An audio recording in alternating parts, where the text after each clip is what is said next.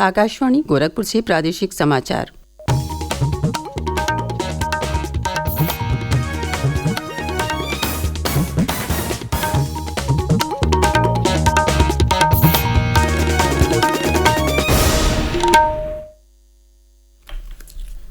नमस्कार। समाचार बुलेटिन के साथ मैं सुषमा श्रीवास्तव। पहले मुख्य समाचार। प्रधानमंत्री नरेंद्र मोदी ने लॉन्च किया पीएम सूरज राष्ट्रीय पोर्टल। देश के 470 से अधिक जिलों से हजारों लाभार्थी वर्चुअल माध्यम से कार्यक्रम में हुए शामिल। मुख्यमंत्री योगी आदित्यनाथ ने उन्नाव, बरेली और फर्रुखाबाद में 800 करोड़ रुपए से अधिक परियोजनाओं का किया शुभारंभ। कहा, पिछले 10 वर्षों में देश ने नई ऊंचाइयों को प्राप्त किया। 16 लाख राज्य कर्मचारियों के महंगाई भत्ते में 4% की हुई वृद्धि और आकाशवाणी समाचार और दूरदर्शन समाचार की संशोधित वेबसाइट का केंद्रीय सूचना एवं प्रसारण मंत्री अनुराग सिंह ठाकुर ने किया शुभारंभ।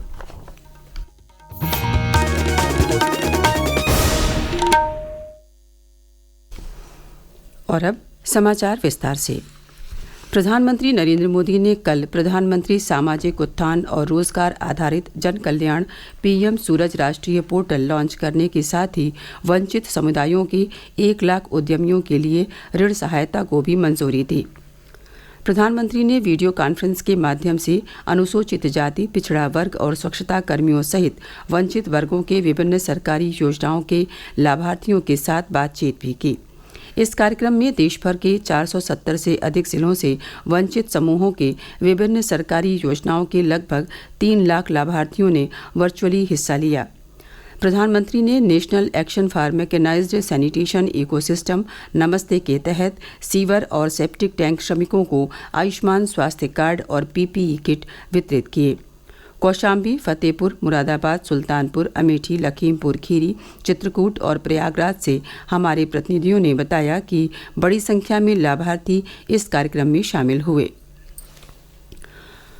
मुख्यमंत्री योगी आदित्यनाथ ने कल उन्नाव, फर्रुखाबाद और बरेली में 857 करोड़ रुपए से अधिक की लागत वाली 269 विकास परियोजनाओं का लोकार्पण और शिलान्यास किया। सबसे पहले मुख्यमंत्री ने उन्नाव के फतेहपुर चौरासी स्थित ग्राम चंद्रिका खेड़ा में शहीद गुलाब सिंह लोधी की प्रतिमा का अनावरण किया। उसके बाद 241 करोड़ 26 लाख की 103 परियोजनाओं का लोकार्पण और शिलान्यास किया। इस अवसर पर मुख्यमंत्री ने अपने संबोधन में कहा कि पिछले 10 वर्षों में भारत ने विकास की नई ऊंचाइयों को प्राप्त किया है। इसी का परिणाम है कि भारत विश्व गुरु के रूप में उभरता हुआ दिखाई दे रहा है। उन्होंने कहा कि प्रधानमंत्री मोदी के अगले कार्यकाल में भारत विश्व की तीसरी सबसे बड़ी अर्थव्यवस्था बन जाएगा। इसके बाद मुख्यमंत्री ने जनपद फर्रुखाबाद में 288 करोड़ 25 लाख की 102 परियोजनाओं का लोकार्पण और शिलान्यास किया। उन्होंने कहा कि आज फर्रुखाबाद किसान क्रेडिट कार्ड द्वारा 10 मिनट में लोन की सुविधा से जुड़ने वाला देश का पहला जनपद बन गया है। श्री योगी ने कहा कि गंगा एक्सप्रेसवे को फर्रुखाबाद से भी जोड़ा जाएगा। देश के अंदर पिछले 10 वर्ष में जो परिवर्तन हुआ है, उस परिवर्तन का ही आज परिणाम है कि देशवासी आज एक नए संकल्प के साथ आगे बढ़े। हर देशवासी का एक संकल्प बना है, विकसित भारत। विकसित भारत के लिए विकसित उत्तर प्रदेश आवश्यक है। विकसित उत्तर प्रदेश के लिए फर्रुखाबाद का विकसित होना भी आवश्यक है। फर्रुखाबाद के विकसित होने के लिए एक एक गांव, एक एक नगर निकाय को विकसित होना पड़ेगा और विकसित उत्तर प्रदेश की संकल्पना के साथ आगे बढ़ेंगे तो विकसित भारत को कोई ताकत रोक नहीं सकती है। इसके बाद मुख्यमंत्री ने जनपद बरेली में 328 करोड़ की 64 विकास परियोजनाओं का लोकार्पण और शिलान्यास भी किया।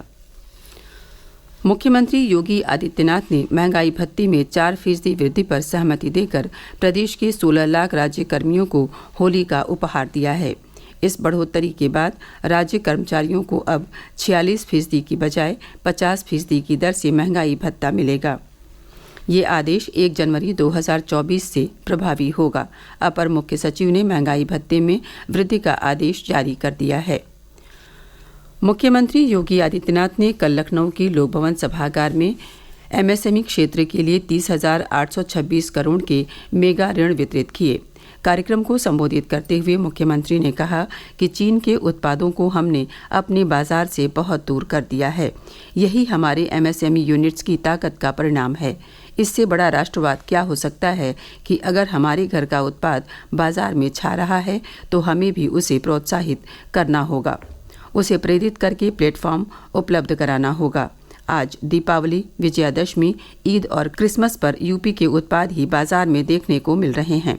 इस दौरान मुख्यमंत्री ने उन्नाव में स्वीकृत प्लेस पार्क के विकासकर्ताओं को चेक वितरित किया। वहीं उन्होंने औद्योगिक आस्थानों में भूखंडों के आवंटन के लिए ऑनलाइन पोर्टल का भी शुभारंभ किया। प्रादेशिक समाचार आप आकाशवाणी गोरखपुर से सुन रहे हैं। ये समाचार बुलेटिन हमारे YouTube channel AIR news Gorakhpur और X हैंडल AIR न्यूज़_GKP पर भी उपलब्ध है। सूचना और प्रसारण मंत्री अनुराग सिंह ठाकुर ने कल नई दिल्ली में आकाशवाणी समाचार और दूरदर्शन समाचार की संशोधित वेबसाइट शुरू की। उन्होंने PB शब्द यानी Prasar Bharati shared audio visuals for broadcast dissemination नामक न्यूज़ सर्विस की भी शुरुआत की। इस अवसर पर श्री ठाकुर ने कहा कि लोक प्रसारक के रूप में दूरदर्शन और आकाशवाणी वर्षों से सेवाएं प्रदान कर रहे हैं। श्री ठाकुर ने कहा कि प्रसार भारती अब समाचार संगठनों को विभिन्न भाषाओं में वीडियो, ऑडियो, फोटो और पठन सामग्री उपलब्ध कराने के लिए तैयार है। उन्होंने इसे क्रांतिकारी कदम बताया। श्री ठाकुर ने कहा कि पिछले 8 दशकों से आकाशवाणी सूचना के प्रसार में महत्वपूर्ण भूमिका निभा रहा है। उन्होंने कहा कि कोविड महामारी के दौरान इसकी भूमिका महत्वपूर्ण थी। श्री ठाकुर ने कहा कि न्यूज़ ऑन AIR ऐप सरकारी योजनाओं के बारे में समाचार और जानकारी प्राप्त करने का एक शक्तिशाली माध्यम है। सूचना और प्रसारण सचिव संजय जाजू ने विश्वास व्यक्त किया कि प्रसार भारती शब्द संशोधित वेबसाइट और ऐप समाचार संगठनों और लोगों तक सूचना प्रसारित करने में लाभदायक होंगे। रक्षा मंत्री राजनाथ सिंह ने 3 लाख रिक्तियों के साथ राष्ट्रीय कैडेट कोर के विस्तार के प्रस्ताव को मंजूरी दे दी है। NCC की बढ़ती मांग को पूरा करने के लिए अब देश भर के शैक्षणिक संस्थानों से कैडेट्स शामिल किए जाने की उम्मीद है। योजना के तहत 4 नए समूह मुख्यालयों और 2 नई NCC इकाइयों की स्थापना भी की जाएगी। मंत्रालय ने कहा कि विस्तार योजना में पूर्व सैनिकों को NCC प्रशिक्षक के रूप में रोजगार देने का प्रस्ताव है। रक्षा राज्य मंत्री अजय भट्ट ने बताया कि इस फैसले से NCC विश्व का सबसे बड़ा वर्दीधारी संगठन बन गया है।